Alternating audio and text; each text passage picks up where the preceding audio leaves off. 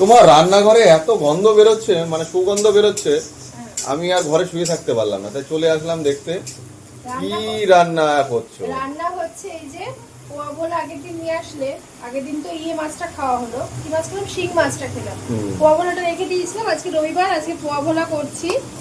আর এদিকে এই যে খেসারির শাক, যেটা অনেকটা ঘাসের মতো দেখতে, যাই হোক খেতে কিন্তু খুবই ভালো এই শাকটা। তো এই শাকটা একটুখানি সেদ্ধ করে নিতে হয়, একটু শক্ত। আর এদিকে এই যে ডাল করে রেখেছি, মুসুর ডাল, ডালটা হয়ে গেছে। ডালটা পটল ভেজেছিলাম সকালবেলা, পটল ভাজা তেলের মধ্যে ডাল করে দিয়েছি, দিয়ে একটু কালো কালো হয়ে গেছে। আর আজকে এই মেনু দুপুরবেলা, পোয়া ভোলা। পোয়া ভোলা দিয়ে বেশ রবিবারটা বেশ ভালোই হবে, জমিয়ে খাওয়া যাবে। না, মটনটা আমরা প্রতি রবিবার খাই না, মাঝে সাঝে খাই, ওর একটু সমস্যা আছে তো ওই জন্য। যাই হোক চিকেনটা খাই, আজকে মাছ রয়েছে যেহেতু সেই জন্য আর চিকেনটা আনা হয়নি। এই তো, চলো আমি রান্না শেষ করি।